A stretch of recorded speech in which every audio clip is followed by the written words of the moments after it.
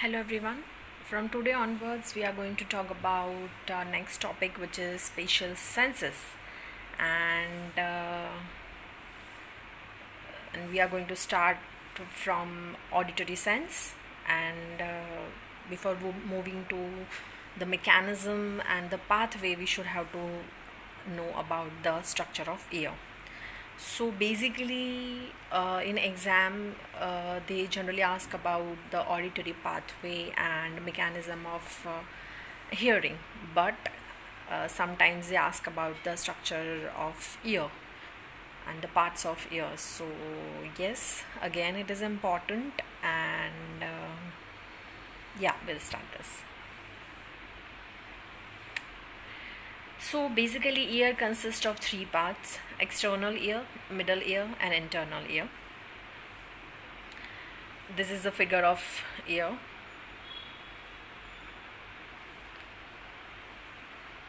And these are the parts of ear.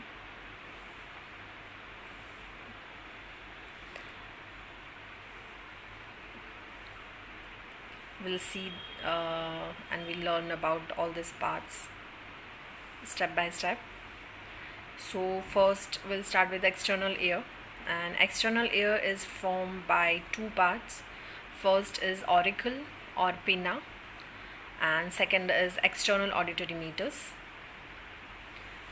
Auricle or pinna of the external ear consists of fibrocartilaginous plate covered by connective tissue and skin, and this plate is characteristically folded and ridged. Skin covering this plate is thin and consists many fine hairs and sebaceous glands.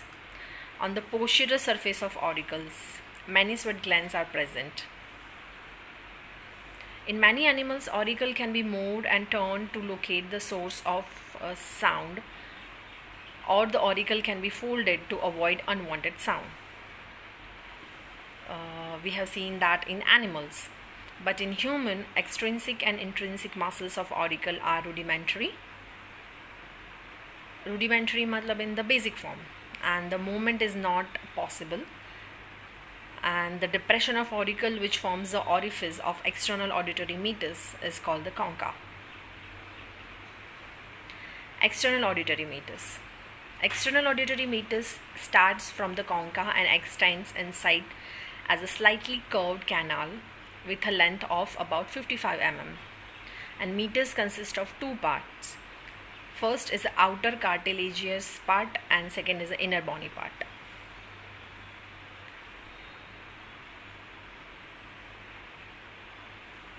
Outer cartilaginous part is the initial part of external auditory meatus and is made up of cartilage.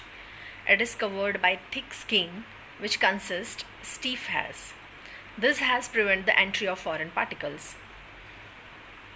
Large sebaceous gland and ceruminous glands are also present in the skin covering this portion. These glands are coiled and tubular in nature and open on the surface of the skin. Columnar epithelial cells of the glands contains brown pigment granules and fat droplets. Secretion of ceruminous glands, sebaceous glands, and desquamated epithelial cells form the earwax. Inner bony part. Inner part of the external auditory meatus is also covered by skin, which adheres closely to periosteum.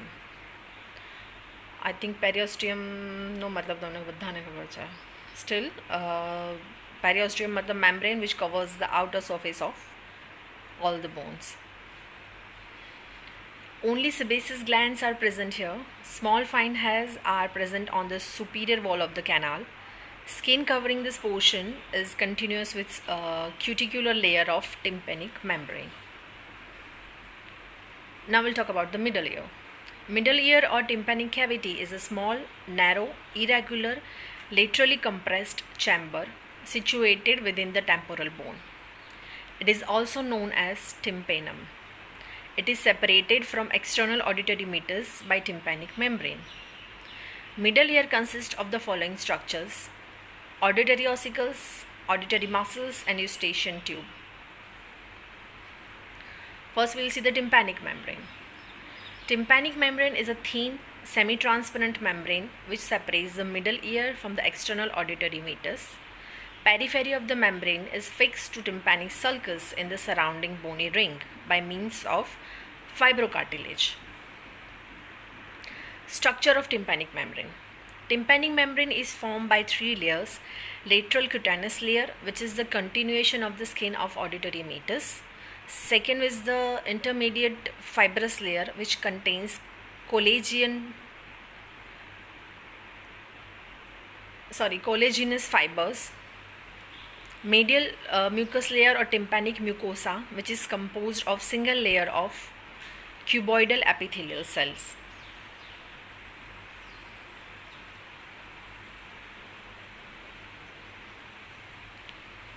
Auditory ossicles. Auditory ossicles are the three miniature bones which are arranged in a form of a chain extending across the middle ear from the tympanic membrane to oval window. These auditory ossicles are malleus, incus and stapes. Malleus. Malleus is otherwise called hammer. It has a handle, head and neck. Hand is called the manubrium and it is attached to tympanic membrane. Neck extends from handle to the head. The head or capitulum articulates with the body of incus. Second bone is incus. Incus is also known as anvil. It looks like a premolar tooth. Incus has a body, one long process and one short process. Anterior surface of the bony articulates with the head of malleus, and the short process is attached to the ligament. The long process runs parallel to handle of malleus. Tip of the long process like a node called lenticular process, and it articulates with the next bone, which is stapes. Stapes. Stapes is also called stripe. It is the smallest bone in the body. It has a head, neck, anterior crus, posterior crus and a foot plate. Head articulates with incus and foot plate fits into oval window. Exam ने अंदर पूछा तो you should have the idea about the smallest bone in the body. So in this figure we can see the malleus, incus and stapes, and this is the tympanic membrane. Auditory muscles. Two skeletal muscles are attached to ossicles. First is a tensor tympani and second is a stapedius muscle. Tensor tympani. Tensor tympani is larger of the two muscles of tympanic cavity, and the functions are: tensor tympani muscle pulls and keeps the tympanic membrane stretched or tensed constantly. This constant stretching of tympanic membrane is essential for the transmission of sound waves, which may reach any part of the tympanic membrane. Paralysis of the tensor tympani muscle causes hearing impairment. Stapedius muscle. Stapedius is the smallest skeletal muscle in the human body with a length of just over 1 mm. It lies in the conical bony cavity on the posterior wall of the tympanic cavity. Again, this is a Viva question. Function of the stapedius muscle. Stapedius prevents excess movements of stapes. When it contracts, it pulls the neck of stapes backward and reduces the movement of foot plate against the fluid in cochlea. Paralysis of stapedius allows wider range of oscillation of stapes, leading to hyperreaction of auditory ossicles to sound vibrations. This condition is called hyperacusis, and the paralysis of stapedius occurs in the lesion of facial nerve. Tympanic reflex. Tympanic reflex is an attenuation reflex characterized by involuntary contraction of tensor tympani and stapedius muscles in response to a loud noise. It has a latent period of 40 to 80 milliseconds. When both the muscle contract, manubrium of malleus moves inward and stapes is pulled outward. This two action results in a stiffness of auditory ossicles so that the transmission of sound is decreased. Significance of tympanic reflex. Tympanic reflex protects the tympanic membrane from being ruptured by loud sound. It also prevents fixation of foot plate of stapes against oval window during the exposure to loud sound. It helps to protect the cochlea from damaging effect of loud sounds. Contraction of tensor tympani and stapedius during exposure to loud sound develops stiffness of the ordinary ossicles so that the transmission of sound into cochlea is decreased. Eustachian tube. Eustachian tube or the auditory tube is the flattened canal extending from the anterior wall of middle ear to nasopharynx. Its upper part is surrounded by the bony wall and the lower part is surrounded by fibrocartilaginous plate. Eustachian tube connects middle ear with posterior part of nose and forms the passage of air between middle ear and atmosphere. So the pressure on both the side of tympanic membrane is equalized. Internal ear. Once in exam there was a question of 2 marks and they have asked the parts of internal ear. So yeah, you have to take care. Internal ear or labyrinth is a membranous structure enclosed by a bony labyrinth in petrous part of temporal bone. It consists the sense organs of hearing and equilibrium. Sense organ for hearing is a cochlea and the sense organ for equilibrium is the vestibular apparatus. Cochlea. Cochlea is a coiled structure like a snail shell. It consists of 2 structures, central conical axis formed by spongy bone called modulus and bony canal or tube which winds around the modulus. In human, the body canal makes 2.5 turns starting from the base of the cochlea and ends at the top of cochlea. End of the canal is called capula. Base of modulus forms the bottom of internal auditory meatus through which cochlear nerve fibers pass and enter the modulus. Thus, a section through the axis of cochlea reveals the central bony pillar, modulus and periotic or osseous canal which coils around the modulus. From modulus, a bony ridge called osseous spiral lamina projects into the canal, winding around modulus like the thread of a screw. Spiral lamina follows the spiral turns of cochlea and ends at the capula in a hook-shaped process called the hamulus. Now you see the compartment of the cochlea. The membranous partitions extend between the osseous spiral lamina and outer wall of the spiral canal. Both the membranes divide the spiral canal of cochlea into 3 compartments. Membranes of cochlea, basilar membrane and vestibular membrane. Basilar membrane. Basilar membrane is a connective tissue membrane. It stretches from the tip of the osseous spiral lamina to tough dense fibrous band called spiral ligament which lines the outer wall of the canal. Basilar membrane is also called the membranous spiral lamina. Along the basilar membrane are 20,000 to 30,000 tiny fibers that are called the basilar fibers. Vestibular membrane. Vestibular membrane is also known as Reissner membrane and it is the thin membrane. It is placed obliquely between the upper surface of the osseous spiral lamina and upper part of the spiral ligament. Basilar membrane and vestibular membrane divide the spiral canal of cochlea into three compartments called the scala.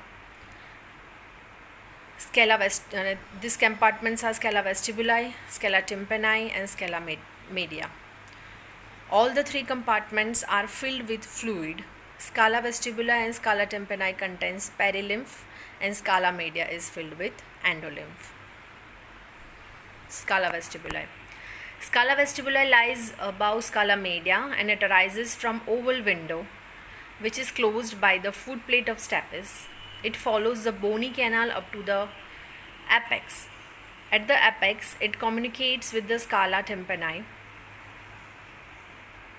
through a small canal called the helicotrema.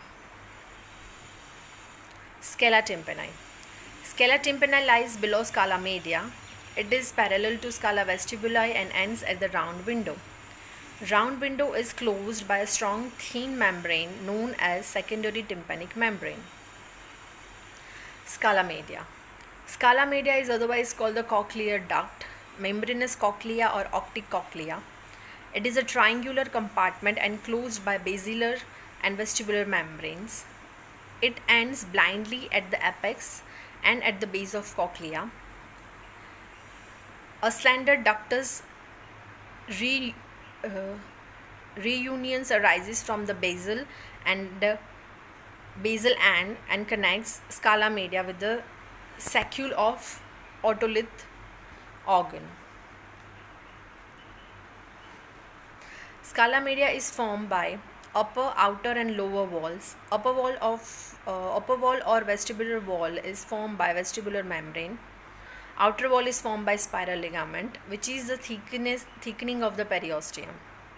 Lower wall is called tympanic wall, and it is formed by the basilar membrane and a part of osseous spiral lamina. Scala media stretches between the tip of osseous spiral lamina and spiral ligament. Basilar membrane consists of straight unbranched connective tissue fibers, which are called basilar fibers or the auditory fibers, on the upper surface of the basilar membrane. Epithelial cells are arranged in the form a spatial structure called the organ of Corti, and it is the sensory part of the cochlea. Organ of Corti. Organ of Corti is a receptor organ for hearing. It is the neuroepithelial structure in cochlea. Organ of Corti is made up of sensory ligaments called hair cells and various supporting cells. All the cells of organ of Corti are arranged in order from center towards the periphery of the cochlea. Cells of organ Corti. There are total 10 cells are there in the organ of Corti. Border cells, inner hair cells, inner phalangeal cells, inner pillar cells, outer phalangeal cells, outer hair cells, cells of Hansen, cells of Clodius, tectorial membrane, and lamina reticularis. This is the organ of Corti, and you can see all the cells of organ of Corti here. So we'll talk about them one by one. Border cells. Border cells are the slender columnar cells arranged in a single layer on the tympanic lip along the inner side of inner hair cells. Surfaces of the border cells have cuticle. Inner hair cells. Inner hair cells are flask-shaped cells and are broader than the outer hair cells. Inner hair cells are arranged in a single row and occupy only the upper part of the epithelial layer. A rounded base of each cell rests on the adjacent supporting cells called the inner phalangeal cells. And the surface of the inner hair cells bears a cuticular plate and a number of short stiff hairs, which are called the stereocilia. Each hair cell has about 100 stereocilia, and one of the stereocilia is larger and it is called the chenocilium. Stereocilia are in contact with the tectorial membrane. Inner hair cells and outer hair cells together form the receptor cells. Sensory nerve fibers are distributed around the hair cells. Both inner hair cells and outer hair cells have afferent and efferent nerve fibers. Inner phalangeal cells. Inner phalangeal cells are the supporting cells of inner hair cells and are arranged in a row along the inner surface of inner pillar cells. The bases rest on the basilar membrane. Cuticular plate of cells look like the finger bones or phalanges. Inner and outer pillar cells, rods of the corti. Inner and outer pillar cells are called the rods of the corti. Each pillar cell has a broader base, an elongated body or pillar, and a head at the tip of the pillar. Bases of inner pillar cells are close to the lip of osseous spiral lamina, whereas the bases of outer pillar cells are close to basilar membrane. Pillars of inner and outer pillar cells slope towards each other and their heads articulate. Thus, the pillars of cells form series of arches which enclose a triangular tunnel called inner tunnel or tunnel of corti. Outer phalangeal cells. Outer phalangeal cells or the cells of Dieters are the supporting cells of outer hair cells. Outer phalangeal cell is the tall columnar cell. It sends stiff phalangeal processes upward and between the hair cells to form the part of lamina reticularis. Rows of outer phalangeal cells vary in different regions of cochlear duct like the outer hair cells. In other words, from 3 to 5 rows. Between the innermost outer phalangeal cells and outer pillar cells, it is a fluid space known as the space of Newell. Outer hair cells. Outer hair cells are the columnar cells occupying the superficial part of epithelium of the organ of corti. Their bases are supported by outer phalangeal cells, and the structure of outer hair cells is similar to that of inner hair cells. Cells of Hansen. Cells of Hansen are tall columnar cells forming the outer border cells of organ of corti. These cells are arranged in several rows on basilar membrane, lateral to outer phalangeal cells. The space between outer phalangeal cells and cells of Hansen is called outer tunnel. Cells of Clodius. Cells of Clodius are cuboidal in nature and lined in lower surface of external spiral sulcus. In certain areas, some group of cells are present between the cell of Clodius and basilar membrane. These cells are called the Boucher cells. Tectorial membrane and lamina reticularis. Tectorial membrane extends from vestibular lip to the level of cells of Hansen. It forms the roof of organ of corti. It is in contact with the processes of hair cells, and it is assumed that the processes of hair cells are stimulated by the movement of tectorial membrane in relation to vibration in endolymph.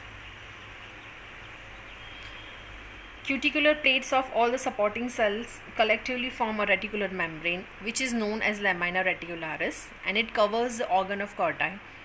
It looks like a mosaic and has rows of holes through which the heads of hair cells are inserted. So that was it. It is all about structure of ear. It may be asked in 2 marks question or in 5 marks question. So yes, again it is important and it is very basic. And if you are having any query, then let me know. Thank you.